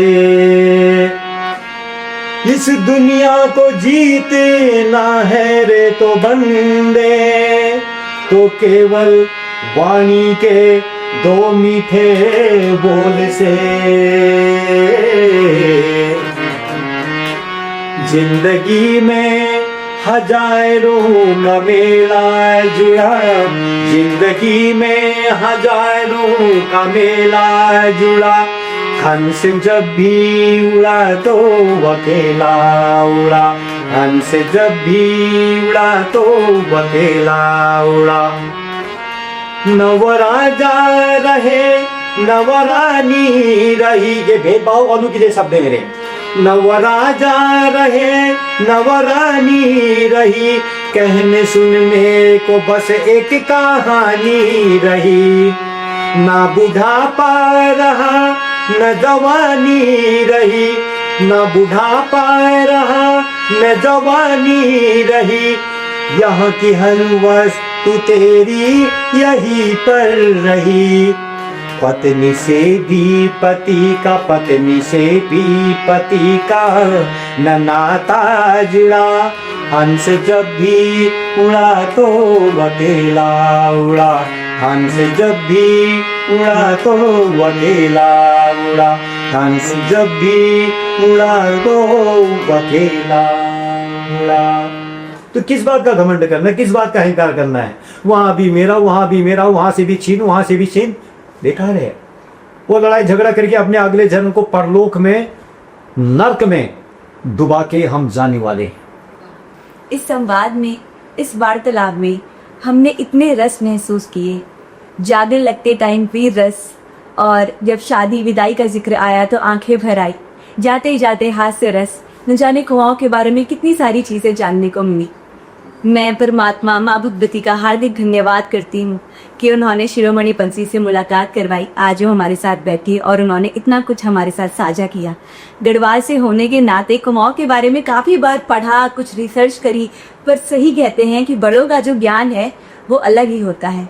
उनसे सुन के, उनके जो एक्सपीरियंसेस रहे हैं लाइफ में, उनसे सीख कर, उनके मुखार बिंद के जो शब्दावली निकलती है, जिस जोश से, जिस आंखों की चमक से वो चीज़ें बताते हैं, उनको सुनने का और उनको महसूस करने का जो भाव है वो अलग ही है।